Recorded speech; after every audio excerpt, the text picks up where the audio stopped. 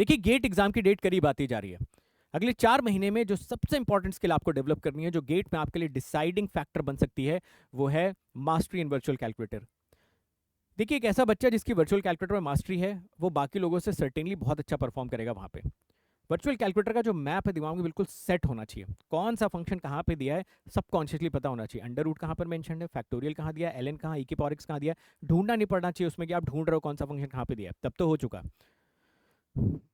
दूसरी चीज़ ये कि जितनी इंपॉर्टेंस इसमें आप किसी सब्जेक्ट की प्रिपरेशन को दे रहे हो, जितनी इंपॉर्टेंस आप अपनी तैयारी से रिलेटेड कंटेंट को दे रहे हो, उतनी ही इंपॉर्टेंस आपको वर्चुअल कैलकुलेटर पे भी देनी चाहिए। वर्चुअल कैलकुलेटर एक बहुत इंपॉर्टेंट हिस्सा बन सकता है। अगर आपने एक सिस्टमैटिक वे में वर्चुअल कैलकुलेटर को यूज़ करना सीख लिया, तो ये आपके एक बहुत ही इंपॉर्टेंट फैक्टर क्या रोल प्ले करेगा जो आप गेट का एग्जामिनेशन देने जाओगे। और कहीं आपने इसको इग्नोर कर दिया और लास्ट में आपने जो 10-15 दिन में प्रैक्टिस करके हम लोग हासिल कर लेंगे ये वापस स्किल, तो ऐसा नहीं हो पाएगा यार। तो अभी से इसके बारे में स्टार्ट करिए। आज की इस वीडियो में मैं आप लोगों को वर्चुअल कैलकुलेटर की पूरी जानकारी देने वाला हूँ। सिस्टमैटिकली मैं बताने वाला हूँ, पॉइंट बाय पॉइंट, एक ऑर्गेनाइज्ड वे में, कि आपको वर्चुअल कैलकुलेटर कैसे यूज़ करना चाहिए। मैं आपको इसके सारे फीचर्स बताऊंगा, एग्जाम्पल्स के थ्रू आपको समझाऊंगा, और उसके साथ साथ कुछ हिडन टेक्निक्स बताऊंगा जिससे कि आप वर्चुअल कैलकुलेटर से अपनी कैलकुलेशन को पेसअप कर सकते हो। तो आज के सेशन में आपका शुरू से लेकर आखिरी तक देखना बहुत ज़्यादा इंपॉर्टेंट है, तो ही आप वर्चुअल कैलकुलेटर के सारे एस्पेक्ट को अच्छे से समझ पाएंगे, फिर आप प्रैक्टिस कर करके उनको मास्टर कर सकते हो। तो मेरी 2 एक्सपेक्टेशन आप लोगों से इस सेशन से रिलेटेड। पहली एक्सपेक्टेशन ये है कि इस वीडियो को आप पूरा देखेंगे सो दैट आप कंप्लीट इन्फॉर्मेशन ले पाएँ, क्योंकि आधी अधूरी जानकारी लेके वर्चुअल कैलकुलेटर की बहुत कुछ आपको मिलेगा नहीं। और दूसरी मेरी एक्सपेक्टेशन ये है कि जब भी आप इस वीडियो को देख रहे हैं तो हो सके तो वर्चुअल कैलकुलेटर खोल लीजिए और साथ के साथ मेरे प्रैक्टिस करते जाओ, क्योंकि हम लोग डेटा के साथ साथ प्रैक्टिस करेंगे अभी क्लास में, ठीक है। और अगर आप ऐसा नहीं कर पा रहे हो तो बाद में भी जब आप वीडियो देखो तो आप ज़रूर एक बार इसकी प्रैक्टिस ज़रूर करो मेरे साथ साथ, ठीक है। अदरवाइज अगर आपको कभी भी ऐसा लगता है किसी पर्टिकुलर फंक्शन में आपको दिक्कत हो रही है, आप वो कैलकुलेशन नहीं कर पा रहे हो, तो भी आप इस वीडियो को एज ए रेफरेंस वीडियो ले सकते हो। चलिए फिर इसी नोट पे आज का सेशन स्टार्ट किया जाए। तो वर्चुअल कैलकुलेटर का सेशन स्टार्ट करने से पहले मैं चाहूँगा ना कि आप सभी लोग गूगल पे एक बार वर्चुअल कैलकुलेटर डालो, ठीक है। जैसे आप गूगल पे वर्चुअल कैलकुलेटर डालोगे तो सबसे पहले लिंक आपका साइंटिफिक कैलकुलेटर का ओपन हो जाएगा। आप इसको क्लिक करोगे, आपको ये पूरा का पूरा कैलकुलेटर ऐसे से दिख जाएगा। मुझे नहीं पता आप में से कितने सारे लोगों ने ये करके देखा है, बट आप करके देखिए। यहाँ पर ऊपर हेल्प वाला सेक्शन होगा, इसमें आप क्लिक करोगे तो कैलकुलेटर की सारी इंस्ट्रक्शंस मिल जाएंगी। डूज क्या क्या करने हैं, डोंट्स क्या क्या नहीं करने हैं, ठीक है। लिमिटेशंस इस कैलकुलेटर के क्या, एंड सो ऑन। ये सारी डूज डोंट्स लिमिटेशन सेशन के एंड में मैं आपको डिटेल में समझा दूंगा। अभी के लिए आइए हम लोग वर्चुअल कैलकुलेटर के एक एक एस्पेक्ट को समझना स्टार्ट करते हैं। तो आप खुद से भी पढ़ सकते हो यहाँ पे, अदरवाइज मैंने खुद ये सारा डेटा नोट डाउन किया हुआ है, उसमें से सारी इंपॉर्टेंट बातें मैं आप लोगों के साथ डिस्कस करूंगा इस सेशन में, ठीक है। चलिए, सबसे पहले साइंटिफिक कैलकुलेटर दिखेगा आपका ऐसा, ठीक है। तो हाउ टू यूज गेट का वर्चुअल कैलकुलेटर, इसके कुछ फीचर्स हैं जो मैं आप लोगों को बता दूंगा। जैसे ही आप कैलकुलेटर ओपन करोगे आपको 2 डिस्प्ले बॉक्सेस दिखेंगे यहाँ पे, ठीक है। अब देखिए इन 2 डिस्प्ले बॉक्सेस का मतलब क्या है, आइए यहीं से एक्सपेरिमेंट करके समझ लेते हैं। देखिए, जैसे सपोज अगर मैंने यहाँ पर कोई डेटा डाला 89, ठीक है। 89 का डेटा डालने के बाद मैंने प्लस किया, प्लस का सिंबल यहाँ पे यूज़ किया और मैंने 30 क्लिक किया, तो आप देख रहे होंगे यहाँ पे कि जो डेटा मैं फीड करता जा रहा हूँ वो ऊपर आपका डिस्प्ले होता जा रहा है ना। जो डेटा फीड करने के बाद मैं रिजल्ट चाहता हूँ वो रिजल्ट मुझे नीचे वाले बॉक्स में दिखेगा। देखो जैसे ही मैं इक्वल टू यहाँ पे प्रेस करूंगा 119 मुझे नीचे वाले बॉक्स में मिल गया। तो ऊपर वाले बॉक्स में आपके जो साइमल्टेनियस ऑपरेशन से जो जो डेटा फीड करते जा रहा हूँ वो ऊपर आपको दिखता जाएगा, और जो फाइनल रिजल्ट है जैसे आप इक्वल टू पे प्रेस करोगे आपको छोटे वाले बॉक्स में, यानी कि नीचे वाले बॉक्स में यहाँ पे आपको देखने को मिल जाएगा, ठीक है। तो इस बात का ख्याल रखिएगा कि फाइनल आंसर आपको हमेशा इस वाले बॉक्स में दिखेगा, ऊपर आपकी सारी कैलकुलेशंस होती रहेंगी। जैसे मान लो सपोज अगर मैं इस डेटा में 65 मल्टीप्लाई करता हूँ, तो देखो 65 जब मैं टाइप कर रहा हूँ तो यहाँ पे दिख रहा है, बट इक्वल टू करते यहाँ पे रिजल्ट आ जाएगा और 65 आपको ऊपर दिख जाएगा। तो आप थोड़ा सा ट्रैक रख सकते हो कि आप किस तरीके की कैलकुलेशन को आगे लेके चल रहे हो, ठीक है। चलो, ये तो डिस्प्ले बॉक्सेस से रिलेटेड आप सभी लोगों को जानकारी मिल गई। तो यहाँ पे भी हम लोगों ने लिख दिया top box indicates the sequence of the keys pressed, जिस सीक्वेंस में हम लोग की को प्रेस कर रहे हैं, और जो आपका बॉटम बॉक्स है वो इंडिकेट करता है एक्चुअल वैल्यूज इंटर्ड और ऑब्टेन्ड आफ्टर द कैलकुलेशन, ठीक है। चलो, ये तो बॉक्सेस से रिलेटेड जानकारी होगी। अब कुछ यहाँ पे बटन्स आपको दिख रहे होंगे, जैसे कि एक बैक स्पेस की, एक क्लियर की, प्लस माइनस, ठीक है। तो इसको एक एक करके समझने की कोशिश करते हैं। देखिए यहाँ पर ना आप लोगों को एक बैक स्पेस की दिख रहा होगा, दिख रहा है बैक स्पेस की, और एक क्लियर दिख रहा है, और एक ये दिख रहा है प्लस माइनस, तीनों रेड कलर से बने हुए हैं। आइए तीनों का एक एक करके इस्तेमाल समझने की कोशिश करते हैं। देखिए सबसे पहले सपोज अगर मैंने कोई डेटा यहाँ पे फीड कर दिया, जैसे मैंने 89745 फीड कर दिया, अब मुझे ऐसा लग रहा है कि गलती से मैंने लास्ट में 5 फीड कर दिया है, तो इस बैक स्पेस की को आप जैसे क्लिक करोगे, देखिए सिर्फ और सिर्फ 5 यहाँ से क्लियर हो जाएगा, ठीक है। फिर अगर मैंने एक बार क्लिक किया तो 4 भी चला गया, फिर 7 भी चला गया, फिर 9 भी चला गया। तो ये बैक स्पेस की एट अ टाइम आपके एक एक डिजिट को डिलीट करती जाएगी। फिर सपोज मैंने कोई डेटा एंटर कर दिया इसमें, ठीक है, और मैंने सी पे क्लिक किया, सी क्या करेगा, इस कंप्लीट डेटा को क्लियर कर देगा, ठीक है। तो यहाँ पे आपको 0 मिल जाएगा। तो ऐसा जनरली रिकमेंड किया जाता है कि जब आप एक कैलकुलेशन कंप्लीट कर चुके हो तो आप सी दबा दें, सो दैट कैलकुलेटर में कोई पहले से प्री एग्जिस्टिंग डेटा ना रहे, वो डेटा आपका पूरी तरीके से क्लियर हो जाए, ठीक है। तो बैक स्पेस की से 1 बाय 1 इससे आप क्लियर कर लीजिए। अब ये प्लस माइनस का मतलब क्या होता है, देखिए एक प्लस माइनस यहाँ पे दिया गया है और एक प्लस माइनस आपको रेड कलर में मेंशन किया गया है। देखिए जो रेड कलर में प्लस माइनस मेंशन किया गया ना, इस की का इस्तेमाल करके ना आप किसी पॉजिटिव नंबर को नेगेटिव और नेगेटिव नंबर को पॉजिटिव बना सकते हो, ठीक है। जैसे पॉजिटिव को नेगेटिव, नेगेटिव को पॉजिटिव अगर बनाना है तो आप इस की का इस्तेमाल करिए। सपोज मुझे लिखना है how to get the negative number -6, ठीक है, चलिए चलते हैं इस पर। मुझे यहाँ पे -6 लिखना है, तो आप पहले 6 लिख लीजिए। 6 जैसे आपने यहाँ पे लिख दिया, आप देखो ये वाला माइनस दबाओगे तो 6 के बाद माइनस आ रहा है, ठीक है, इसको मैंने क्लियर किया। 6 ये वाला प्लस दबाओगे, 6 के बाद प्लस आ रहा है ना। बट अगर मैंने 6 लिखने के बाद ये रेड वाले प्लस माइनस को दबाया ना, तो देखिए ये -6 आ गया। यानी जब भी आप कोई नंबर लिखते हो बाय डिफॉल्ट वो उसको पॉजिटिव लेता है। अगर आपको उसको माइनस बनाना है तो आपको सिंपली क्या करना चाहिए, ये प्लस माइनस वाले रेड वाले बटन पर क्लिक कर दो, वो उसको माइनस कर देगा। देखो फिर से क्लिक करता हूँ, माइनस एक बार और इसमें मल्टीप्लाई हो गया, ये प्लस हो गया, ठीक है। किसी भी नंबर का 89 लिखा, क्लिक किया, -89 मिल गया, ठीक है। तो ये 3 कीज का आपको अच्छी तरीके से मतलब समझ में आ गया, परफेक्ट, ठीक है। चलो इसके अलावा जो इन्होंने गेट का कैलकुलेटर डिजाइन किया हुआ, ये बोर्ड मास रूल को फॉलो करता है। ये पहले ब्रैकेट को परफॉर्म करता है, फिर उसके बाद आपका ऑर्डर को परफॉर्म करता है, फिर डिवीजन, मल्टीप्लीकेशन, एडिशन, सब्ट्रैक्शन, ठीक है। तो ये इस कैलकुलेटर के हेडेक है। हमारा काम क्या होगा कि जब भी हम इसको कैलकुलेशन करने के लिए कुछ भी दे रहे होंगे तो हम लोग ब्रैकेट्स वगैरह का थोड़ा ढंग से यूज़ करेंगे, सो दैट एक क्लियर कट इंस्ट्रक्शन कैलकुलेटर को मिले कि उसको कैलकुलेट क्या करना है, ठीक है, राइट। कुछ और इंस्ट्रक्शंस दिए गए, ये सब हम लोग करेंगे बाद में, ठीक है, ये करेंगे, जस्ट आपको बताया जा रहा है कुछ चीज़ें। जैसे बोला जा रहा है कि आप ना type number before the operator. Operator क्या हो सकता है, अंडर रूट हो सकता है, ई की पावर एक्स हो सकता है, टैन साइन कॉस, ठीक है, इस तरीके की चीज़ें आपको बताई जा रही हैं। जैसे मान लो मुझे टैन 60 डिग्री कैलकुलेट करना है, ठीक है, ट्रिग्नोमेट्री का पूरा अलग से डिटेल में करेंगे, जस्ट अभी कुछ हम लोग इनिशियल बातें डिस्कस कर रहे हैं, ठीक है। सपोज मुझे टैन 30 डिग्री कैलकुलेट करना है, तो मैं यहाँ पे 30 पहले अगर पुट कर दूँ, फिर टैन क्लिक करूँगा, तो देखिए यहाँ पर ये क्या बोल रहा है, टैन D30, टैन 30 की वैल्यूज से निकाल के दे दी। डी का मतलब क्या है, डी का मतलब है कि आपने डिग्री में चूज किया हुआ था, ठीक है, मतलब अंदर वाला जो डेटा है 30, ये 30 अभी डिग्री में चूज हुआ है। Are you able to understand this point, yes. तो 30 भी जो डिग्री में चूज हुआ है। अच्छा, इसी चीज़ को अगर मैं ऐसे कैलकुलेट करता, सपोज मैंने यहाँ पे लिख दिया, यहाँ पे रेडियन कर दिया, और ये मैंने 30 लिख दिया, तो अब ये 30 रेडियन की तरह ट्रीट हो रहा है। 30 रेडियन की अगर मैं टैन में वैल्यू कैलकुलेट करूँ, देखिए तो वैल्यू आपकी कुछ ऐसी आ जाएगी। यहाँ पे टैन के बाद उसने आर भी लिख दिया, तो आपको बता भी रहा है कि आपने इस समय रेडियन मोड चूज किया हुआ। अगर आपको डिग्री चाहिए तो आप यहाँ से इसको शिफ्ट कर लीजिए, ठीक है, तो क्लियर कट इंडिकेशन दे रहा है। बट अगर आप ऐसा करोगे कि पहले ही आपने टैन चूज कर लिया, ठीक है, फिर आप यहाँ पे 30 सपोज डालते हो, तो देखो ये ऑपरेट नहीं कर रहा है ना। तो हमेशा कोई भी ऑपरेटर चूज करिए, पहले आप नंबर पुट करिए, फिर उस ऑपरेटर पे क्लिक करिए। तो ये भी एक इंस्ट्रक्शन आप लोगों को यहाँ पे मेंशन किया गया है। आई होप आप लोग इस बात का ख्याल रखोगे। खैर आइए अब एक एक करके हम लोग कैलकुलेशंस करना स्टार्ट करते हैं, ठीक है। तो मैंने इस पूरे के पूरे सेशंस में आप लोगों के लिए सारी के सारी कैलकुलेशंस ले रखी हैं। जैसे एक बार मैं आपको पूरा का पूरा गो थ्रू कर देता हूँ। पहले हम लोग अर्थमेटिक कैलकुलेशन करना सीखेंगे, फिर हम लोग फ्रैक्शनल अर्थमेटिक सीखेंगे, फिर हम लोग inverse of a number calculate करना सीखेंगे, परसेंटेज कैलकुलेट करना सीखेंगे। उसके बाद हम लोग लॉग के सारे मॉडल्स करेंगे, जिसमें लॉग का बेस ई होगा, उसके अलावा लॉग का बेस 10 होगा, उसके अलावा लॉग का बेस 2 होगा, उसके अलावा लॉग का कोई भी जनरल बेस होगा। फिर उसके बाद हम लोग ई की पावर एक्स करना सीखेंगे, 10 की पावर x करना सीखेंगे, x की पावर y करना सीखेंगे, सारे एग्जांपल्स के साथ सीखेंगे।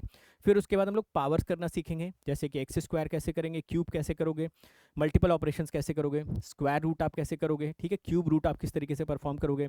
उसके अलावा फिर हम लोग साइनोसॉइडल, ट्रिग्नोमेट्रिक और हाइपरबोलिक फंक्शंस की पूरी डिटेल लेंगे, ठीक है। ये देखिए क्वेश्चन, साइन एच इनवर्स कैसे कैलकुलेट करोगे। फिर फैक्टोरियल पे आ जाएंगे, पाई की कैलकुलेशन कैसे करनी है, उसके अलावा आपका जैसे ई की पावर 5 की कैलकुलेशन करनी है, ये हम कैसे कैलकुलेट करेंगे। फिर लास्ट में जाते आते मेमोरी फंक्शन के बारे में कंप्लीट जानकारी लेंगे, जो कि एक बहुत ही अच्छा एक टूल है जिसको कि बहुत कम लोग प्रैक्टिकली यूज़ करते हैं, तो आपको इसको अच्छे से यूज़ करना आना चाहिए। ठीक है, चलिए तो साथ में हम लोग प्रैक्टिस करते हुए चलते हैं। बहुत ही सिंपल है, बस प्रैक्टिस वाली बात है, मतलब आपको ढूंढना अगर पड़ रहा है फिर समझ लो कि आप पूरी तरीके से प्रो नहीं हो इसमें। ठीक है, राइट, देखिए स्टार्ट करते हैं। सबसे पहला एडिशन, अगर आपको एडिशन करना है 456 का 673 के साथ, ये नंबर आपने देख लिया 456 673, चलो इसको ऐड करके देखते हैं। यहाँ पे सबसे पहले जो भी डेटा यहाँ पर है मैं क्लियर पुट कर दूंगा। ठीक है, फिर मुझे यहाँ पे कैलकुलेट करना है 456 673। ठीक है, चलिए 456 इसको हम प्लस करेंगे 673 के साथ, मैं इक्वल टू पुट कर दूंगा, ये मेरा आंसर आ जाएगा 1129। तो इस आंसर को मैं फीड कर दूंगा यहाँ पे। ठीक है, दिस विल बिकम 1129, तो दिस बिकम्स 1129। परफेक्ट, अगला देखो डेसिमल के साथ भी करके देख लेते हैं। 27.47 एंड 34.52, 24 पॉइंट, फिर मैं देखो क्लियर पुट करूंगा 24.7247 एंड 34.52 प्लस 34.52। ठीक है, ये डेटा मैंने फिल कर दिया, डेसिमल में आंसर आ गया 58.99, ये 58.99 भी हम लोग यहाँ पर पुट कर लेंगे। तो आप लोग भी इफ़ पॉसिबल ये साथ के साथ करते हुए चलो, कैलकुलेटर का सारा इस्तेमाल आपका हो जाएगा। ठीक है, अब यहाँ पे देखो 853 में से 438 हमें सब्ट्रैक्ट करना है, सब्ट्रैक्शन ऑपरेशन क्विकली देख लेते हैं। क्लियर पर पुट करना हमेशा हमेशा भूलेंगे नहीं। ठीक है, तो हमें 853 में से 438 सब्ट्रैक्ट करना है, -438, दिस इज द आंसर 415। यहाँ से हम लोगों को आंसर मिल जाएगा, तो हम यहाँ पर लिख देते हैं 415। अब देखो 8.23 में से 16.65 आपको सब्ट्रैक्ट करना है। ठीक है, तो ठीक है, आई होप ये डेटा आप लोगों ने देख लिया। ठीक है, यहाँ पर पुट करते हैं हम लोग, क्लियर मैं पुट कर देता हूँ। 8.23 में से मुझे सब्ट्रैक्ट करना है 16.45, देखिए आंसर नेगेटिव में आना चाहिए था, प्रॉपर नेगेटिव में आंसर आ रहा है। ठीक है, तो -8.22, यहाँ से हम लोगों को आंसर मिल जाएगा। आंसर में लिख देता हूँ -8.22। ठीक है, बिल्कुल बेसिक ऑपरेशन है, बट अगेन मैं सारे ऑपरेशंस बताऊंगा जैसे मैं अपने सब्जेक्ट पढ़ाता हूँ, ये मान के कि शायद आपने वर्चुअल कैलकुलेटर का नाम भी पहली बार सुना होगा, उसी तरीके से मैं वर्चुअल कैलकुलेटर भी आपको समझा रहा हूँ। ठीक है, चलो तो ये बात हो गई। अब इसके बाद मल्टीप्लिकेशंस पर आइए। 546 को 925 से हमको मल्टीप्लाई करना है। ठीक है, इसको भी करके देख लेते हैं, ऑपरेटर्स बस ढूंढ लो। हमको मल्टीप्लाई करना है 546 मल्टीप्लिकेशन का देखो स्टार जैसा ऑपरेटर यहाँ पे मेंशन्ड है, तो आप इसको मल्टीप्लाई करिए 925 के साथ, ये आपका आंसर आ जाएगा 50 50 50। ठीक है, सो दिस आंसर बिकम्स 50 50 50।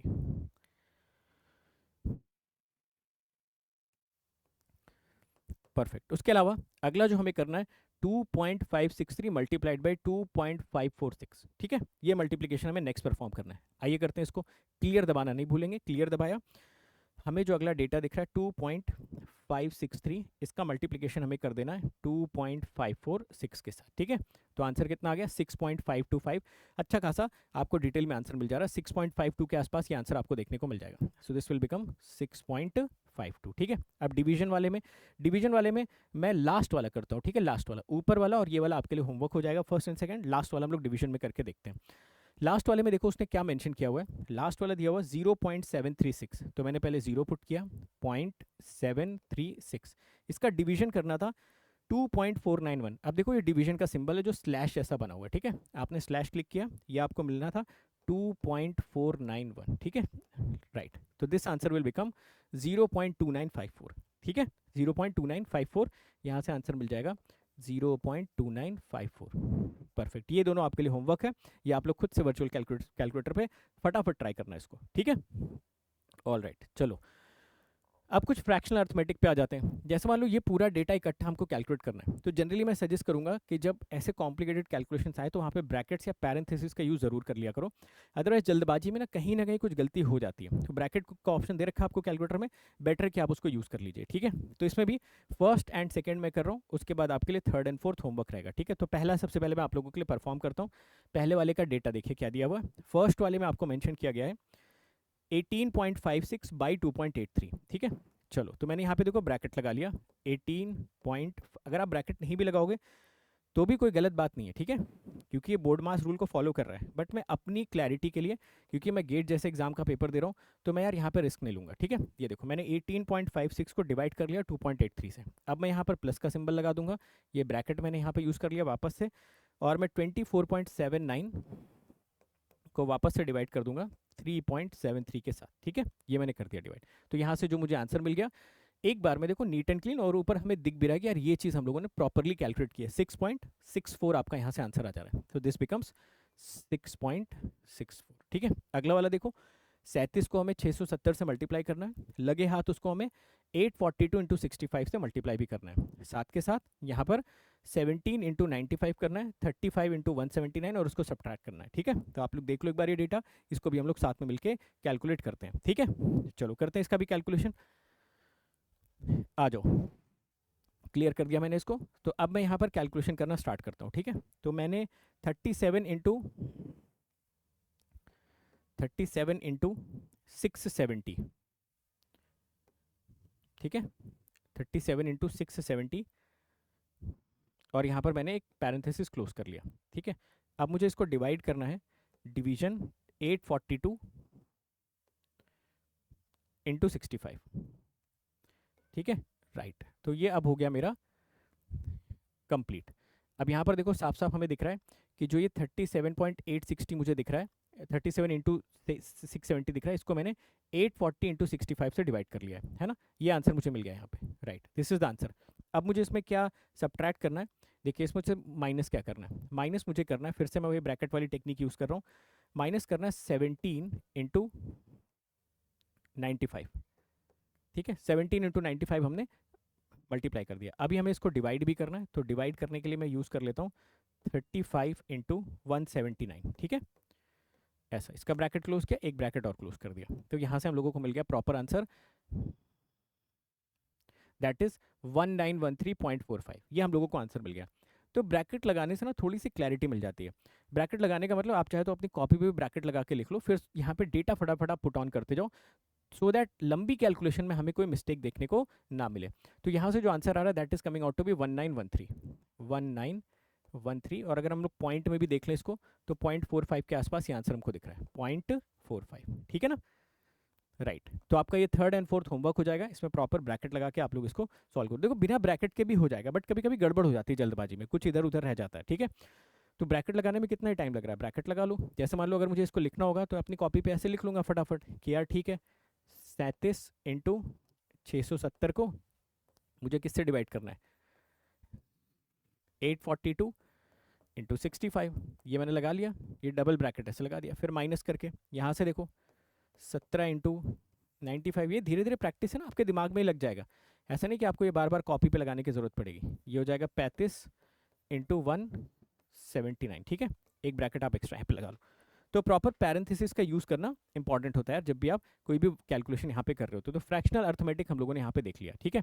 चलो अब इसके बाद हम लोग आते हैं देखने के लिए कि किसी भी नंबर का इन्वर्स आप कैसे कैलकुलेट कर सकते हो। इसकी भी कई बार हम लोगों को ज़रूरत पड़ती है, ठीक है। इन्वर्स कैलकुलेट करने का देखिए क्या तरीका है, पहले तो इसको क्लियर कर लो। मान लो मुझे 8 का इन्वर्स कैलकुलेट करना है, मैंने यहाँ पे 8 लिख दिया, ठीक है। अब अगर इसका इन्वर्स कैलकुलेट करना है ना, तो आप ध्यान से देखोगे इसमें कोई इन्वर्स ऑपरेटर नहीं है। आपको क्या करना पड़ेगा, यहाँ पर आपको एक एक्स की पावर वाई का ऑपरेटर दिख रहा होगा, आप इस पर क्लिक करिए।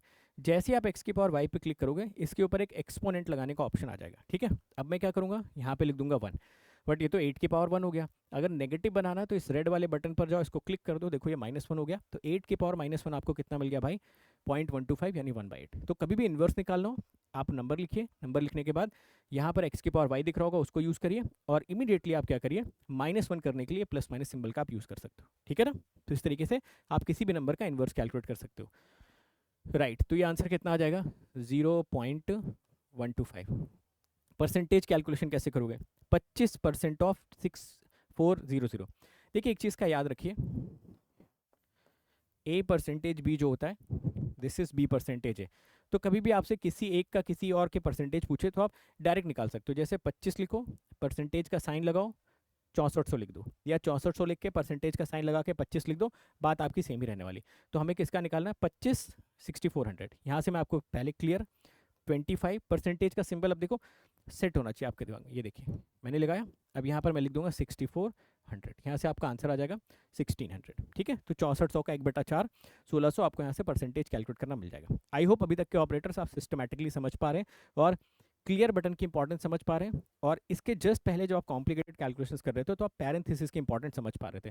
तो आंसर यहाँ से हमको कितना मिल जाता, 1600 यहाँ से हम लोगों को इसका आंसर मिल जाता। ठीक है, तो आपको इन्वर्स पे निकालना मैंने सिखा दिया, परसेंटेज कैलकुलेशन भी करनी सिखा दी। परफेक्ट।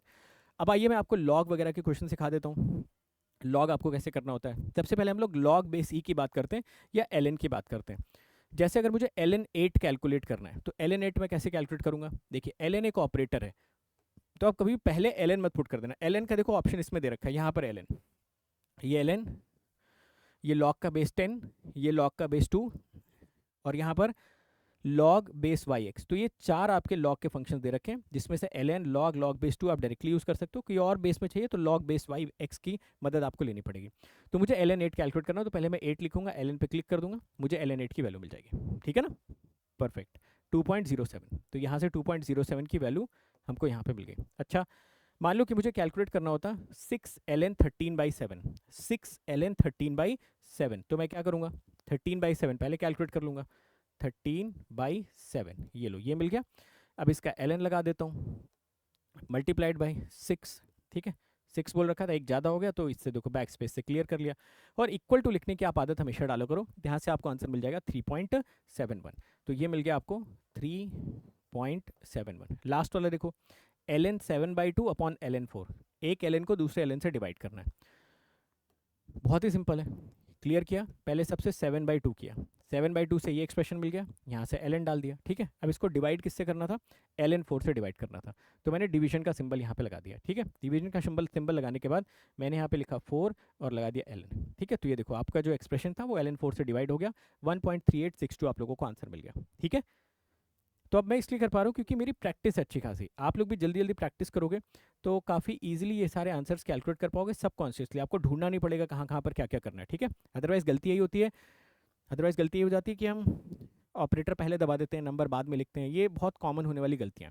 अब जैसे log बेस 10 को अगर मुझे सॉल्व करना है तो log बेस 10 में अगर मैं ये क्वेश्चन सॉल्व करूँ 7 log 80, देखिए 7 log 80, तो पहले मैं क्लियर कर देता हूँ, पहले मैं 80 लगा देता हूँ। ठीक है, अब log बेस 10 यहाँ पे क्लिक करना आपको। ठीक है, अब 7 से मल्टीप्लाई करना था, ये आपका आंसर आ जाता है 13.32। ठीक है, 13.32 यहाँ से आप लोगों को आंसर मिल जाता है। सेकेंड वाला आपके लिए होमवर्क है, इसको आप लोग खुद से ट्राई करिए। log बेस 10 676.54, इसको 3 से मल्टीप्लाई करना है। ठीक है, अगला log बेस 2 देखिए, log बेस 2 में बोल रहा है 367/21, फिर log बेस 2 लगाना है, फिर 4 से मल्टीप्लाई करना है, 367/21। ठीक है, चलो क्लियर करते हैं, 367/21 ये मिल गया। अब हमने यहाँ पे log लगा दिया, log बेस 2 चाहिए था, क्या चाहिए था इसको, log बेस 2 चाहिए था, 367/21। अब देखो log बेस 2 चाहिए, तो log बेस 2 यहाँ पर आपका रखा हुआ, log बेस 2 लगा दो, 4 से मल्टीप्लाई करने को बोल रहा था तो मल्टीप्लाई कर दो, 16.50 यहाँ से आपका आंसर आ जाएगा। ठीक है, तो आंसर विल बिकम 16.50, ये 16.50 आपको आंसर मिल जाएगा। ये आपके लिए होमवर्क है, ये आप खुद से ट्राई करिए। log base 2 43। ठीक है, चलो log बेस 2 हो गया। अब किसी भी जनरल log की बेस का, जैसे मान लो मुझे ये कैलकुलेट करना है, log की बेस 5 54, तो मैं कैसे कैलकुलेट करूंगा, पहले मैं 54 लिख दूंगा, देखना। अब मुझे log बेस 5 चाहिए तो मैं ये वाला ऑपरेटर यूज़ कर लूँगा, log बेस वाई एक्स, ये मैंने यूज़ कर लिया। ठीक है, अब देखो ये मुझसे पूछ रहा है कि आपने log x लिख लिया, बेस y भी लिख दिया, लिखा हुआ देखो log x बेस y। अब ये बेस y लोगे कौन सा, तो मैं लिख दूंगा 5 चाहिए भाई मुझे। ठीक है, तो इसने निकाल के दे दिया 54 log बेस y x, ये उसने आंसर मुझे कैलकुलेट करके दे दिया। बात समझ आई, तो नंबर आप पहले डाल दो, उसके बाद ये log बाई एक्स वाला ऑपरेटर यूज़ कर लो, फिर यहाँ पर जो बेस इसको चाहिए वो आप लिख दो, तो 2.47 इसका आंसर आ जाएगा। ठीक है, कोई और करके देख लेते हैं इसमें, जैसे 6 log बेस 3 60 हमें कैलकुलेट करना है। ठीक है, तो अब यहाँ पर मैं ना 60 कर देता हूँ, देखिए 60 log बेस 3 उसको चाहिए था, तो बेस में मैंने उसको 3 दे दिया, ये आंसर आ गया। इसको मल्टीप्लाई किससे करना चाहता था, 6 से मल्टीप्लाई करना चाहता था, तो मैं 6 से इसको मल्टीप्लाई कर देता हूँ, ये लो आपका आंसर आ गया 22.360। ठीक है, राइट, तो यहाँ से आपको 22.630 आंसर मिल गया। 630, ठीक है, this is the answer. Last वाला आपके लिए होमवर्क है, बेस 7 वाला, 22.360। लास्ट वाला आंसर, इसको आप लोग खुद से ट्राई करिए, ठीक है। चलो अब ई की पावर पे आ जाते हैं। यहाँ पे दिया हुआ 6e³ 6e² 2.1। देखिए ई की पावर में ना कभी कभी गड़बड़ क्या हो जाती है, एक ई आपको यहाँ पर भी दिख रहा होगा, अगर आप थोड़ा गौर से नोटिस करेंगे, यहाँ पर भी आपको एक ई दिख रहा होगा, दिख रहा है, इस ई को नहीं लेना है। जो ई की पावर एक्स यहाँ पे आपको दिख रहा है ना, उसी ई की पावर एक्स को आपको यहाँ पे चूज करना है। जैसे अगर मुझे ई³ कैलकुलेट करना है, तो मैं पहले यहाँ पर देखिए जितने भी पावर वाली चीज़ें होंगी उसमें पहले ऑपरेटर को आपको क्लिक करना रहेगा, ठीक है, ऐसा ऑपरेटर को पहले क्लिक करना रहेगा। तो जैसे मैंने इसमें डाला 3 3 ई की पावर 3 हमको मिल गया 20.0855, ठीक है, 20.8055 ई की पावर 3, इसको 6 से मल्टीप्लाई भी करना था, चलो 6 से मल्टीप्लाई भी कर लो, तो 120.51 यहाँ से आंसर मिल जाएगा, ठीक है, राइट। तो मेरे ऑपरेटर का मतलब, जैसे आप ई क्लिक ना कर दें, ऐसा ना करें कि ई की पावर में आप एक्सपोनेंट लेने की कोशिश कर रहे हो। जैसे मैं आपको दिखाता हूँ, देखो जैसे मैंने ई क्लिक कर दिया यहाँ पर, अब अगर मैं सोचूं कि मैं इसका एक्सपोनेंट ले लूँ, ठीक है, तो आप ई की पावर एक्सपोनेंट लेकर भी 3 यहाँ पर करते तो भी आपको वही आंसर मिलता, 20.085 मल्टीप्लाइड बाई 6, है ना। मगर हम एक्सपोनेंट क्यों लेना, जब एक्सपोनेंट का ऑपरेटर उसने डायरेक्टली आपको मेंशन किया हुआ, ठीक है। तो हमेशा इसमें ऑपरेटर ले लेना, ई की पावर एक्स और ई की पावर ई में ई को हमेशा चूज करना। बाकी जब भी कोई ऑपरेटर चूज करो तो नंबर तो पहले डालना ही डालना है, ठीक है, फिर उसके बाद ई की पावर एक्स को आपको क्लिक करना है, राइट। इसको भी क्लियर करते हैं, नेक्स्ट पे चलते हैं। फिर देखिए, जैसे मुझे कब किसी भी चीज़ को 10 की पावर में चढ़ाना है, जैसे मान लो इसको सॉल्व करते हैं, 10 की पावर 1.9/3, ठीक है, देखो क्लियर कर दिया, 10 की पावर 1.9/3, तो पहले मैंने किया 1.9, ठीक है, equal to divided by 3 equal to, इसको मैंने 10 की पावर में चढ़ा दिया, 4.29 मुझे सीधा आंसर मिल गया, ठीक है। तो 10 की पावर का भी ऑप्शन आपके पास है, ई की पावर एक्स का भी ऑप्शन आपके पास है, और इसी जनरल एक्स की पावर वाई का भी ऑप्शन आपके पास यहाँ पे प्रेजेंट है, ठीक है। चलो तो यहाँ से हमें 1.9/3 का आंसर क्या मिला, 4.29। तो इस क्वेश्चन का आंसर मिल जाएगा 4.29, ठीक है। ऐसे देखो किसी भी एक्स की पावर वाई की कैलकुलेशन, जैसे मुझे कैलकुलेशन करनी है 7 की पावर 18, तो 7 की पावर 18 आप कैसे करोगे, उसके लिए जाना पड़ेगा आपको एक्स की पावर वाई के पास। ये देखिए मैंने क्लियर कर दिया, तो हमें करना है 7 की पावर 18, तो मैंने 7 पहले पुट कर दिया, फिर ये क्लिक किया, अब 7 की पावर इसको 18 चाहिए, 18 यहाँ पर आप इसको दे दो, तो कुछ इतना बड़ा सा नंबर आपको देखने को मिल जाएगा 7 की पावर 18 करोगे तो, ठीक है। मोर ओवर सपोज अगर हम ये करते तो 7.56 की पावर 1.3/7, ठीक है, इसको करते हैं 7.56 7.56। अब हमें इसकी पावर चढ़ानी है, ठीक है, कितनी, पैरेंथेसिस लगा देता हूँ मैं, हमें पावर चाहिए 1.3/7, पैरेंथेसिस का मतलब ब्रैकेट, 1.3/7 आप यहाँ पे कर दो, ये मैंने पैरेंथेसिस क्लोज कर दिया, ये आपका आंसर आ जाएगा यहाँ से 0.1857, ठीक। आई होप आप लोग भी इसको साथ के साथ करते हुए चलोगे तो ज़्यादा बेहतर एक अंडरस्टैंडिंग आपकी यहाँ पे बिल्ड हो पाएगी। ऑलराइट, चलो परफेक्ट। तो यहाँ से हमें एक्स की पावर वाई के भी ऑपरेशंस मैंने आपको करने सिखा दिए। चलो पावर और रूट की बात कर लेते हैं। जैसे मान लो अगर हमें कभी कैलकुलेट करना 32 का स्क्वायर, ठीक है, या 0.54 का स्क्वायर, तो स्क्वायर का ऑपरेटर आपके पास यहाँ पे डायरेक्ट मेंशन किया गया। जैसे सपोज मुझे 34 का स्क्वायर चाहिए, ये देखो स्क्वायर यहाँ पे मेंशन है, क्लिक करोगे, सॉरी 2 बार मैंने स्क्वायर कर दिया, 34 है 34, ठीक है, आप स्क्वायर पे क्लिक करोगे आपको 1156 यहाँ से सीधा आंसर मिल जाएगा। 34 का स्क्वायर 1156, 32 का स्क्वायर कैलकुलेट करना था, मैंने 34 कर दिया, चलो 32 का कर लेते हैं, उसमें कौन सी बड़ी बात है। ये लो 32 इसका स्क्वायर, तो 1024 यहाँ से आपको आंसर मिल जाएगा। बाकी दोनों आपके लिए होमवर्क है, ये दोनों आप लोग ट्राई करिए, ठीक है। स्क्वायर का क्यूब पर आ जाते हैं। क्यूब अगर मुझे कैलकुलेट करना है, जैसे मान लो मुझे क्यूब कैलकुलेट करना -2.31 का, तो अब मैं -2.31 कैसे लिखूंगा, देखिए 2.31 मैंने लिखा, बट माइनस चाहिए था, ये यहाँ पे चले गए, जो प्लस माइनस वाला साइन था, -2.31 मिल गया, क्यूब पे क्लिक कर दिया तो -12.32 हमें यहाँ से आंसर मिल जाएगा, ठीक है। सो द आंसर बिकम्स -12.32, -12.32 यहाँ से आपको आंसर मिल जाएगा, ठीक है। ऑल राइट, ठीक है।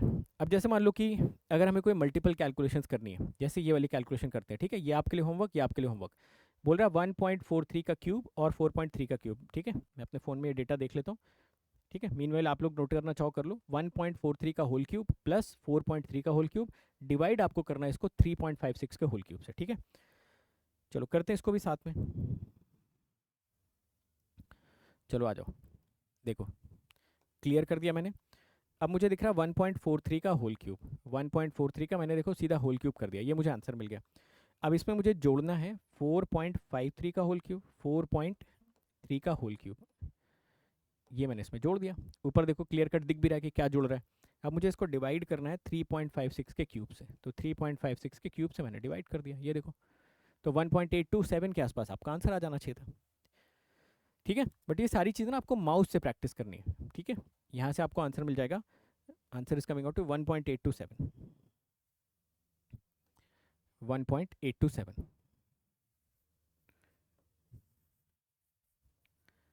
परफेक्ट। अब इस पर आ जाते हैं, square root of a number. ठीक है, स्क्वायर रूट अगर मुझे कैलकुलेट करना 196 का, मैं कैसे कैलकुलेट करूँगा? देखिए, स्क्वायर रूट का भी डायरेक्ट ऑपरेशन आपके पास होता है। 196 आपने लिखा, यहाँ पर देखो स्क्वायर रूट दिख रहा है, दिखा आप लोगों को? यहाँ पे नहीं, स्क्वायर रूट आप ढूंढने जाओगे ना आपको दिखेगा नहीं जल्दी से, क्यों? क्योंकि स्क्वायर रूट ना यहाँ पे मौजूद होता है।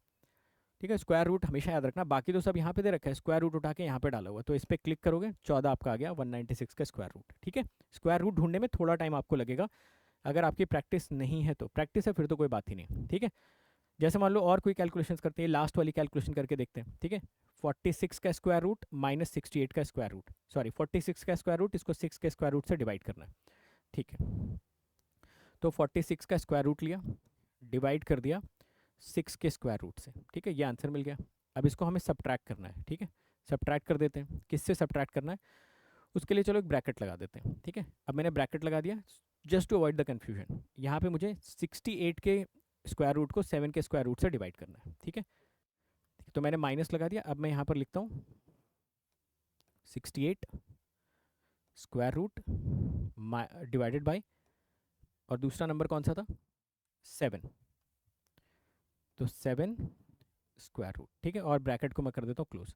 तो अब बहुत क्लियर कट हो गया कि हम लोगों ने पहले स्क्वायर रूट 46 को स्क्वायर रूट 6 से डिवाइड किया, माइनस पहले इन दोनों को डिवाइड करके फिर सब्ट्रैक्ट करें। हालांकि आप ब्रैकेट नहीं लगाते तो भी वो ऐसे ही कैलकुलेट करता, बट फिर भी क्लैरिटी के लिए आदत डालो ब्रैकेट्स वगैरह लगाने की। ठीक है, इक्वल टू डालोगे तो आपका आंसर -0.347 आ जाएगा। So the answer comes out to be -0.347। ये हम लोगों को आंसर मिल जाएगा स्क्वायर रूट का।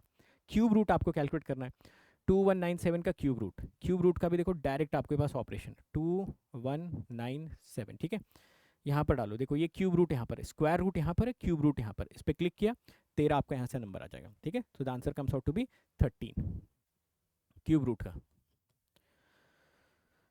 राइट, किसी भी जनरल पावर की अगर आप बात करो, जैसे कि ये जनरल पावर दे रखा है 1.2 की पावर 1.4, इसको मोबाइल में देख के करता हूँ, मीनवाइल आप लोग देख लो। 1.2 की पावर 1.4, 4.6 की पावर 1.8, इसको डिवाइड किया है 1.6 की पावर 1.2 से। ठीक है, तो पहले तो एक्सपोनेंट लगाइए, फिर उसके बाद लास्ट में क्यूब रूट लेना है। चलिए करते हैं साथ में इसको। चलिए, सबसे पहला हमें जो डेटा इसमें दे रखा है दैट इज 1.2 की पावर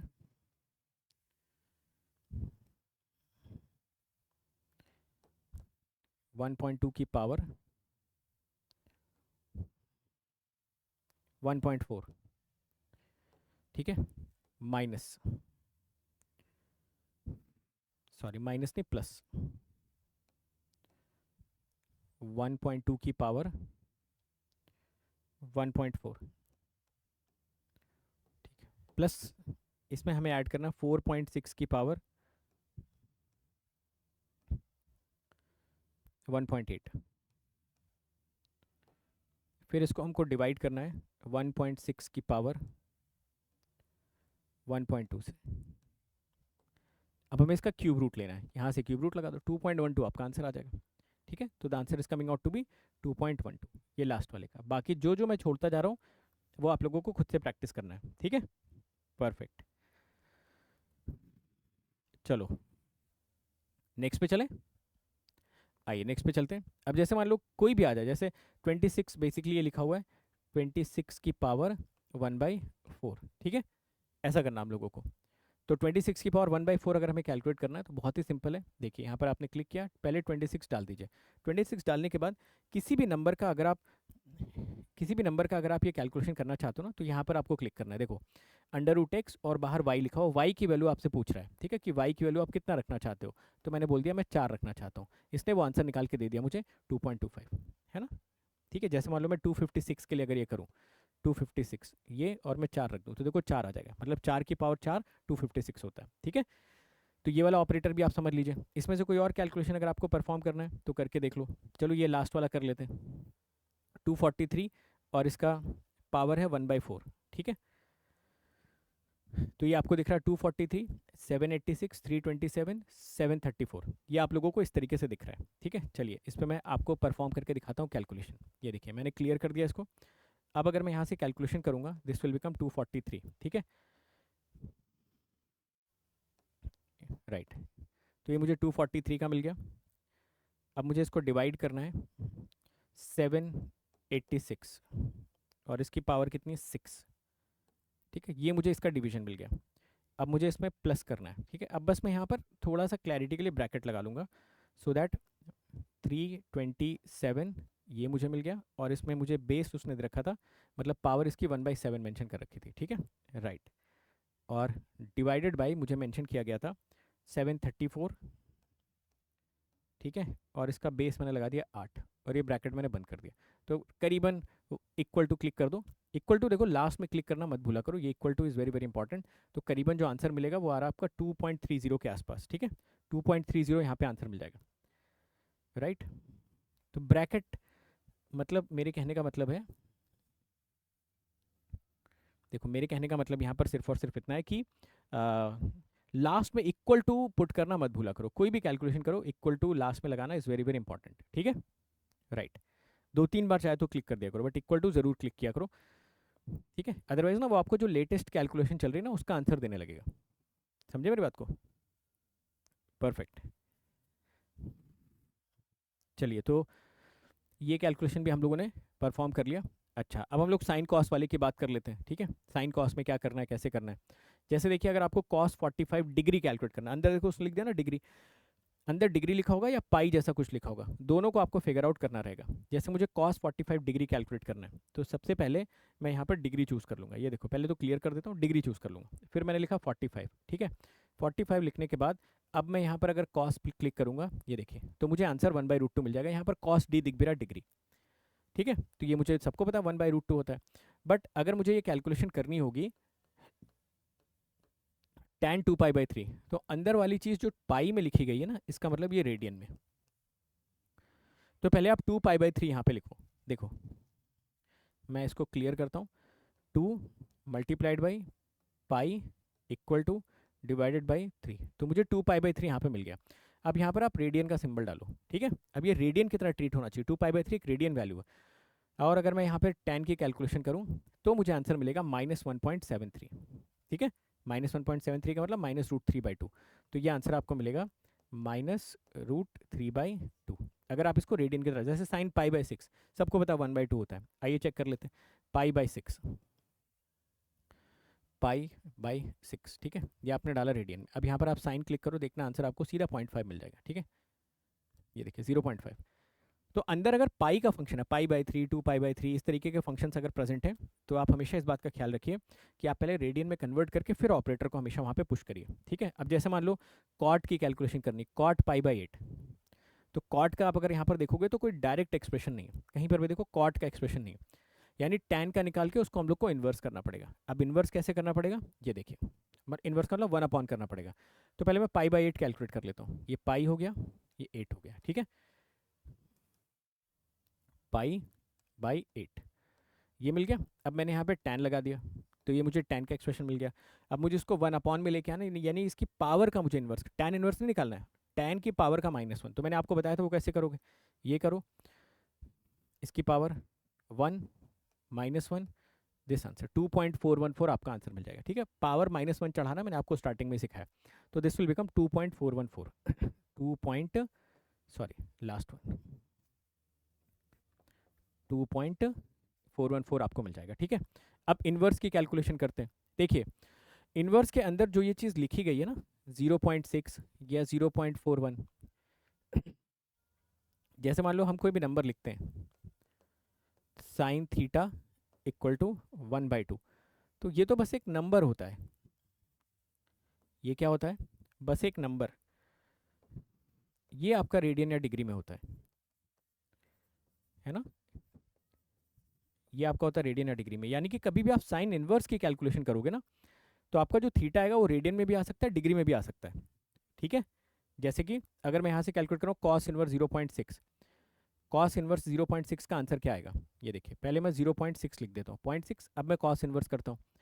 तो जब मैंने यहाँ पे कॉस इन्वर्स किया तो जो मुझे आंसर दिख रहा है ना 0.927, ये मुझे रेडियन में दिख रहा है क्योंकि मैंने रेडियन चूज़ किया हुआ है। तो 0.927 तो इसका रेडियन में आंसर हो गया, 0.927, सॉरी रेडियन में आंसर हो गया 0.927।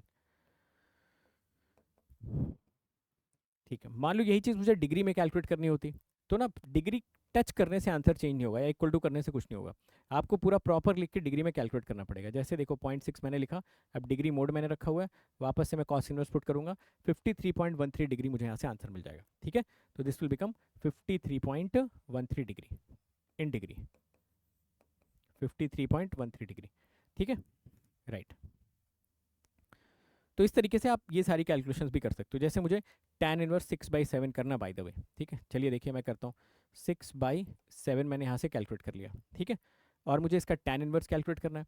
तो अब मैं डिग्री यहाँ पर देखकर डिग्री के हिसाब से आंसर लिखूंगा, तो आ जाएगा 40.60 degree, this will become 40.60 degree में आंसर मिलेगा मुझे। ठीक है, और अगर मुझे रेडियन में कैलकुलेट करना होगा, फिर से मुझे ये चीज़ पुट करनी पड़ेगी। यहाँ पे क्या था, यहाँ पे 6/7, ठीक है, फिर से मुझे 6/7 लिखना पड़ेगा। तो 6/7 मैंने यहाँ पे लिख दिया। अब इसके बाद मैंने कैलकुलेशन कर ली tan इनवर्स की, रेडियन में चाहिए था ना, पहले रेडियन में क्लिक कर लो, 6/7, ठीक है। अब tan इनवर्स मैंने, तो 0.70 आपको ये रेडियन में मिल जाएगा, 0.7086, 0.7086, ठीक है। तो ये आपको रेडियन में आंसर मिल गया। बस ये छोटी छोटी बातों का ख्याल रखना है। हाइपरबोलिक फंक्शन तो बहुत ही आसान है, इनमें से कोई भी एक कर लेते हैं। चलो ये कर लेते हैं, कॉस हाइपरबोलिक 1/6। तो सबसे पहले क्लियर करो, 1/6 करते हैं यहाँ पर। कॉस हाइपरबोलिक आपको कहीं पे दिख रहा है, यस, कहाँ पर, ये देखिए ऊपर कॉस हाइपरबोलिक दिखा, आपका आंसर मिल जाएगा 1.01। हाइपरबोलिक जब आप लगाते हो तो कॉस हाइपरबोलिक के अंदर असल में जो भी नंबर होता है वो रियल नंबर होता है, वहाँ पे डिग्री रेडियन का कोई चक्कर नहीं होता है। ठीक है, इसके अंदर जो लिखा हुआ है ना, this is a real number, तो यहाँ पे डिग्री रेडियन के चक्कर में मत पड़ना। अगर आप यहाँ पे डिग्री या रेडियन में से कुछ भी चूज करोगे, आंसर यही आएगा 1.01। ठीक है, फिर से मैं आपको दिखा देता हूँ, 1/6 इस बार, चलो मैं डिग्री चूज कर लेता हूँ। ठीक है, 1/6 मैंने कर दिया और मैंने फिर से कॉस इनवर्स लिया, देखो वही आंसर आपको देखने को मिलेगा। ठीक, जब कभी भी हाइपरबोलिक की कैलकुलेशन करते हो वहाँ पर ये डिग्री रेडियन का यार कोई फर्क नहीं पड़ता, आप इसमें से कुछ भी चूज करो, it does not make a difference. ठीक है, चलो परफेक्ट। अब हम लोग साइन हाइपरबोलिक इन्वर्स पर आ जाते हैं। जैसे मुझे कैलकुलेशन करनी इसकी, साइन हाइपरबोलिक इन्वर्स 4/5, यहाँ पे भी डिग्री रेडियन से कोई फर्क नहीं पड़ेगा, आप सीधा डेटा पुट करो, 4/5 आपने कर लिया। अब यहाँ पर आप साइन एच इन्वर्स कर दो, 0.732 आपका आंसर मिल जाएगा। ठीक है, तो ये मिल जाएगा आपको 0.732। जो छूट रहे हैं वो आपके लिए होमवर्क है, वो आपको खुद से प्रैक्टिस करने हैं। ठीक है, राइट। इसके अलावा देखिए फैक्टोरियल एन कैसे हमें कैलकुलेट करना होता है। फैक्टोरियल का भी आपको यहाँ पे प्रोविजन दिया रहता है। सपोज मुझे फैक्टोरियल 12 कैलकुलेट करना है, ठीक है, तो मैं लिखूंगा 12, ये मिल गया, यहाँ पर देखो फैक्टोरियल का सिंबल है, ये आंसर आ गया फैक्टोरियल 12 का। आपको पाई का स्क्वायर कैलकुलेट करना है, ये देखो पाई लिखो, एक्स की पावर वाई 6, तो पाई की पावर 6 का आपको आंसर मिल जाएगा। ठीक है, आपको ई की पावर में कुछ चढ़ाना है तो आप ये ई लिखो और ई के साथ सीधा आप कुछ भी लिख दो, सॉरी सपोज आपको 6 करना है तो आप ई की पावर 6 से आंसर कैलकुलेट कर सकते हो। ठीक है, तो किसी की भी पावर चढ़ानी है तो आपको ई की पावर एक्स, 10 की पावर एक्स का ऑप्शन तो दे ही रखा है, बाकी आप इस एक्स की पावर वाई टूल का भी यूज़ कर सकते हो। ठीक है, परफेक्ट। अब आते हैं सबसे लास्ट वाले फंक्शन पर, जिसके बारे में अगर जानकारी है तो अच्छी तरीके से आप एक लंबी कैलकुलेशन को यहाँ पर स्टोर कर सकते हो। कैसे करोगे, देखो सबसे पहले तो कुछ चीज़ें सीख लेते हैं यहाँ पे, जैसे कि आप MC का मतलब होता है clear the memory register value. Memory register value का मतलब है अगर आपने कुछ मेमोरी में स्टोर किया हुआ है तो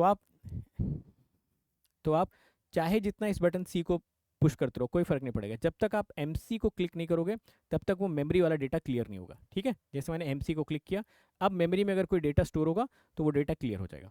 बात समझ आ गई सभी को?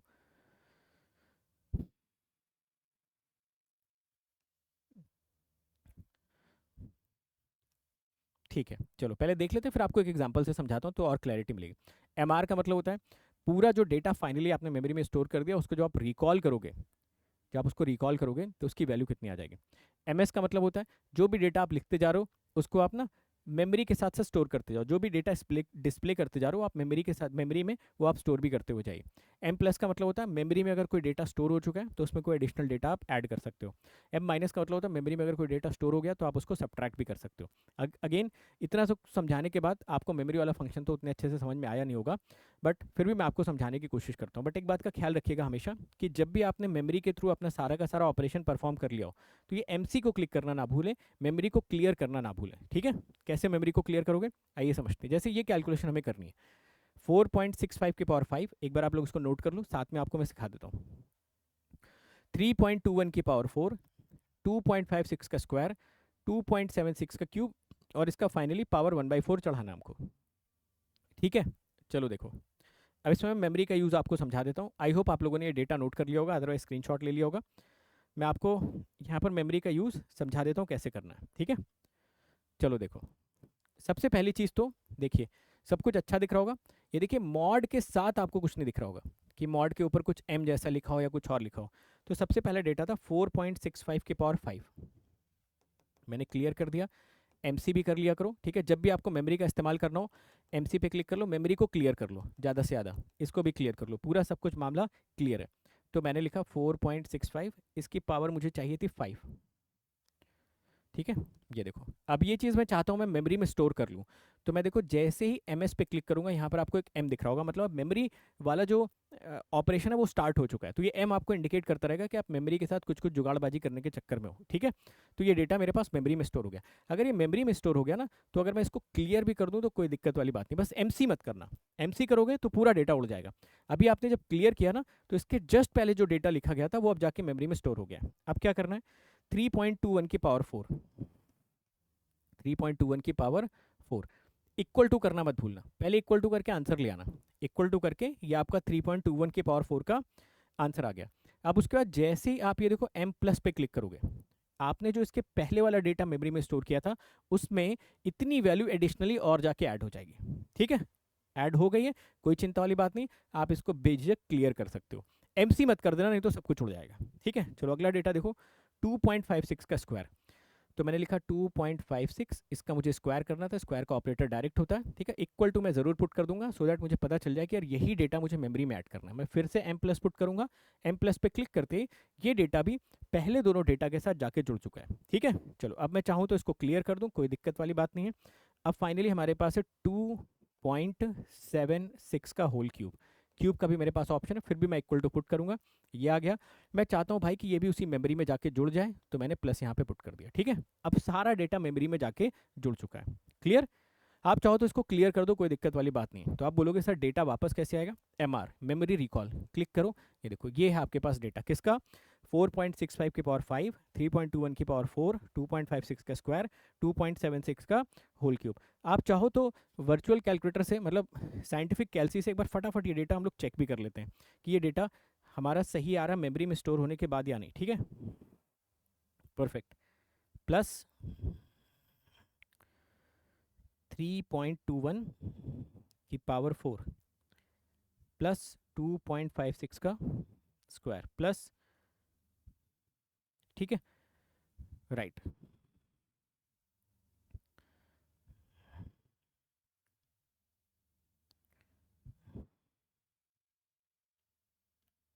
प्लस 2.76 का क्यूब। तो 2307.7788 बिल्कुल यही आंसर आपका साइंटिफिक कैलसी से भी आ रहा है। ठीक है, तो ये काफ़ी पावरफुल मेथड है। ठीक है, बहुत सारी जगह पे जहाँ पे आपको बहुत सारे डेटा को स्क्वायर करके जोड़ना हो, जैसे कि फूरियर सीरीज में अगर आपको RMS की कैलकुलेशन करनी है, या फिर आप समझिए कि आपको कहीं पे एनवलप डिटेक्टर का एनवलप कैलकुलेट करना है जहाँ पर आपको मल्टीपल चीज़ों का स्क्वायर करके ऐड करना है, तो ये काफ़ी पावरफुल हो जाता है। ठीक है, अब फाइनली इसकी पावर हमको 1/4 चाहिए, ये डेटा आ चुका है। अब इसकी पावर अगर मुझे 1/4 चाहिए तो मैं क्या करूँगा, चाहे तो इसकी पावर मैं सीधा 0.5 कर दूँ, चाहे तो मैं इसकी मदद ले लूँ, ये लो और मैं यहाँ पर लिख देता हूँ 4, तो ये मेरे पास फाइनल आंसर आ जाएगा 6.93। समझे मेरी बात को, अब ये ऑपरेशन हो गया, तो अब आप झटके में इसको आपने क्लियर कर दिया, ये तो ठीक है आपने इसको क्लियर कर दिया, बट क्लियर करने के बाद अगर आपको लग रहा है यार वो डेटा मुझे वापस चाहिए, आप मेमोरी रिकॉल करोगे, देखो 2307 वापस से आ गया ना 2307। फिर से आपको लग रहा है कि यार कैलकुलेशन चेक कर लेता हूँ, 4 आपने किया, वही आंसर 6.93 आ गया। ठीक है, बट आपने क्लियर किया, आप फिर सोच रहे हो कि मैं दोबारा कोई मेमोरी ऑपरेशन यूज़ कर लेता हूँ। आपको लग रहा है कि चलो मैंने क्लियर कर दिया सब कुछ ठीक है, अब नया मेमोरी ऑपरेशन यूज़ करता हूँ। नया मेमोरी ऑपरेशन जो आप यूज़ करने जाओगे ना, जैसे मान लो मैंने 78 लिखा, 78 लिखने के बाद इसको मेमोरी में स्टोर कर लिया। अब अगर मैं मेमोरी रिकॉल करूँगा, देखो मैंने इसको मेमोरी में स्टोर कर लिया, ठीक है, इक्वल टू कर लेते हैं, चलो मेमोरी में मैंने इसको स्टोर कर लिया, ठीक है। अब मैं इसको मेमोरी रिकॉल करने की कोशिश कर रहा हूँ। तो मेमोरी रिकॉल करने के दौरान ना, या चलो कोई कैलकुलेशन कर लेते हैं, चलो ये मैंने कर लिया, दिस मल्टीप्लाइड बाय दिस, इसको मैंने क्लियर कर दिया। अब मैं मेमोरी रिकॉल करता हूँ, तो मेमोरी रिकॉल में देखो भाई 78 वाला डेटा आपका प्रेजेंट है, जिसको मैंने मेमोरी में स्टोर किया था, पुराना वाला डेटा चला गया, ठीक है। यानी कि आप जब भी मेमोरी की बात करें तो मेमोरी वाली कैलकुलेशन एक बार में पूरी परफॉर्म करो, परफॉर्म करने के बाद जो आपको लगेगा यार मेरा आंसर आ चुका है, सब कुछ खत्म हो चुका है, तो आपको क्या करना चाहिए, जब भी नया कोई ऑपरेशन स्टार्ट करना हो तो आप ये एमसी ज़रूर कर दें। एमसी करने से पुराना सारा का सारा मेमोरी डेटा सब कुछ क्लियर हो जाएगा, ठीक है, सब कुछ क्लियर हो जाएगा। अब अगर आप यहाँ पर देखो एमआर करने की कोशिश करोगे ना, मेमोरी में कुछ भी स्टोर नहीं, जीरो की वैल्यू आपको दिख रही होगी, ठीक है ना। तो दो चीज़ों का ध्यान रखिएगा, नॉर्मल कैलकुलेशन के दौरान क्लियर करते रहना बहुत इंपॉर्टेंट, जिसकी आपको आदत पड़ जाएगी। बट जब आप मेमोरी का कोई ऑपरेशन परफॉर्म करोगे, 48 इंटू 69 इक्वल टू किया, मेमोरी में आपने सेव कर लिया और आपने इसको क्लियर कर दिया, तो मेमोरी को जब रिकॉल करोगे वो डेटा मिलेगा आपको बार बार। कब तक मिलता रहेगा, जब तक आपने यहाँ से ये एम हटा नहीं दिया, या जब तक मेमोरी को आपने क्लियर नहीं कर दिया, ठीक है। जैसे मान लो मैंने मेमोरी को, देखो रिकॉल कर रहा हूँ, आ रहा है, मेमोरी क्लियर कर दिया, अब रिकॉल करूँगा तो नहीं आएगा, 0 0, ठीक है। तो ये मेमोरी को क्लियर करना बहुत ज़रूरी है जब मेमोरी रिलेटेड कोई भी ऑपरेशन आप परफॉर्म कर रहे हो तो, ठीक है। चलो, तो आई होप आपको मैंने सारी की सारी चीज़ें बहुत अच्छे से समझा दी, ठीक है। अब ये कुछ क्वेश्चंस आपके लिए होमवर्क है, इनको ट्राई करना। आप लोग वर्चुअल कैलकुलेटर के बारे में बोल रहे थे, मैंने बिल्कुल बेसिक से लेके एडवांस तक की सारी टेक्निक आपको सिखा दी। होपफुली ये सेशन आपको अच्छा लगेगा। उसके अलावा अभी अनअकैडमी प्लस पे न्यू बैचेस आपके स्टार्ट हो चुके हैं यार। अगर आप लोग गेट 2026 को टारगेट कर रहे हो तो सिर्फ 12,000 में अनअकैडमी प्लस का आपको सब्सक्रिप्शन मिल रहा है। आपको कुछ करने की ज़रूरत नहीं है, आप बस ये कोड लगाओ, अनअकैडमी प्लस पर आ जाओ, बाकी आप मेरे ऊपर छोड़ दो, ठीक है। Most authentic, systematic, detailed, comprehensive content आपको देखने को मिलेगा। एक एवरेज स्टूडेंट अगर आप हो, आपको डर लगता है सब्जेक्ट से, सब्जेक्ट में आपको प्यार करवाना मेरी जिम्मेदारी है, मेहनत करना आपकी जिम्मेदारी। तो आ जाओ अनअकैडमी प्लस पे, साथ में पढ़ाई करते हैं, साथ में मेहनत करते हैं। जैसे इतने सालों से मैं पढ़ा रहा हूँ, इतने सारे बच्चे सेलेक्ट हुए पढ़ के, वैसे आप भी सिलेक्ट हो सकते हो, बशर्ते अपनी मेहनत पे कॉन्फिडेंस रखो और मेरे कंटेंट पे आपको आंख बंद करके ट्रस्ट होना चाहिए। उस कंटेंट के बाहर आपको गेट के एग्जाम में कुछ भी देखने को नहीं मिलेगा। So all the best everyone, see you in the next video.